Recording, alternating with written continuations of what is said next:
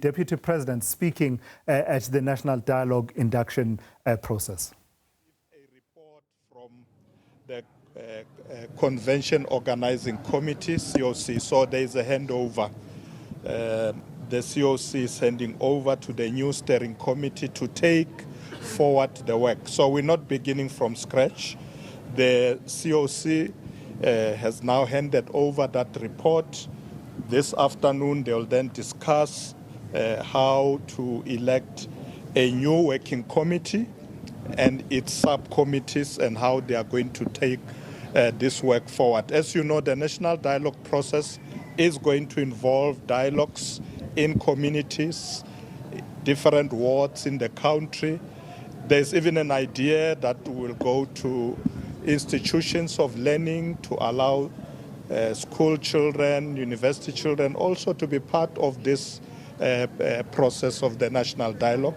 So it will take a few months as it's a very involved citizen-driven process.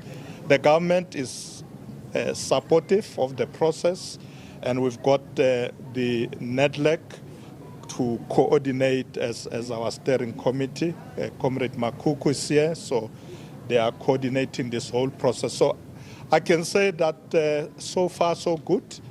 Everything's going very well. The discussions are very productive.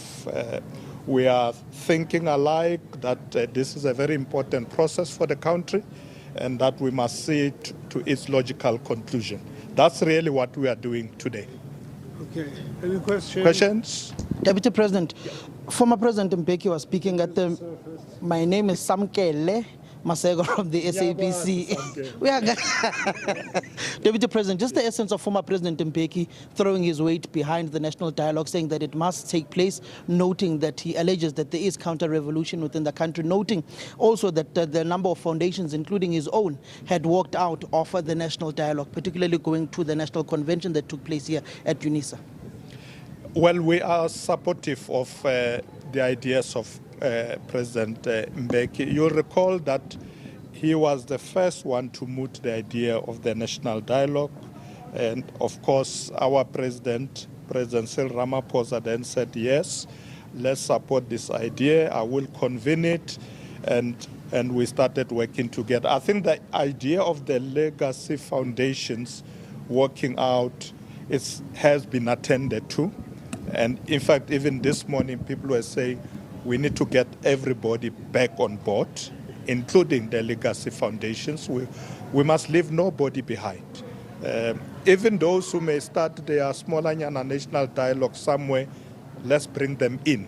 This dialogue must be inclusive, must be a national process of the country, citizen-driven, where everybody gets involved.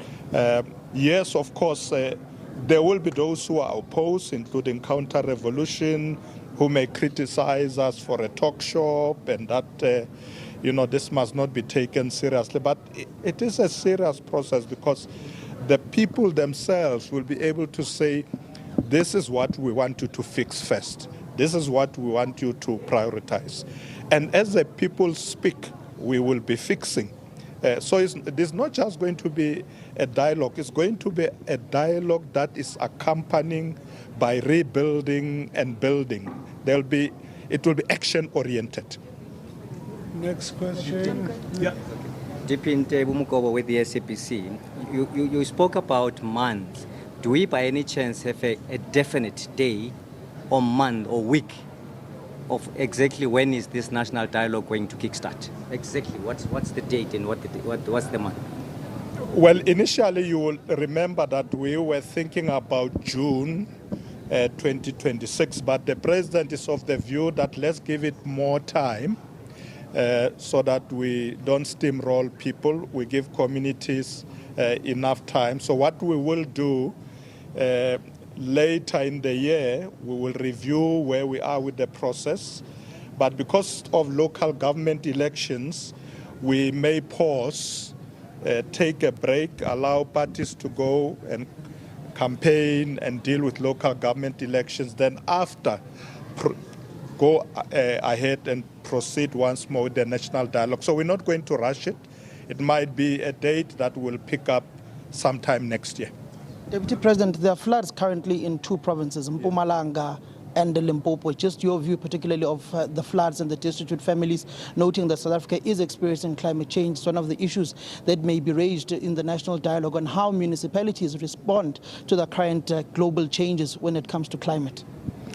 Well, our hearts goes to the families who have lost their loved ones. You know that the president, as we speak, did rush to Limpopo to see for himself what needs to be done. So government is out there working with the provincial government and municipalities. There's something we need to do in the long term because climate change is a reality now. But there are a lot of our people in various communities who find that they've built their dwellings on floodlines and so on. We want the planners to look at that. You know, there has to be a way of guiding development so that people are far away from the flood lines. But government will do everything in its power to assist communities. As we speak, we are aware of the challenges in Limpopo, in Mpumalanga in particular, and we are getting reports on what is being done there to assist those provincial governments to deal with disaster. But once again, our hearts goes to those who are affected, and we're going to do everything in our power as government to assist them. Can I just steal this? This will be the last question. On the issues in Uganda currently, the elections taking place, the contender Bobi Wine was arrested. Just you've worked in peace negotiations in South Sudan extensively as the deputy president of the country. Just seeing what is currently happening with South Sudan, what would you suggest happens in that particular country, noting that an opposition leader was arrested last night and that elections are taking place, and African elections have sometimes been characterized by maladministration, corruption, and also political opponents being removed, arrested, and intimidated? Well, as you know, South Africa supports democratic processes. So we call upon the Ugandans to try and ensure that they have a peaceful election. Obviously, where there's conflict, we do participate to assist. As you say, the president has asked me to assist in Southern Sudan. As we speak, we're hoping that they will have their democratic election at the end of the year. So we will look at the situation in Uganda and engage with them through our diplomatic relations. But we do wish that they can have a peaceful election. Thank you. Thank you.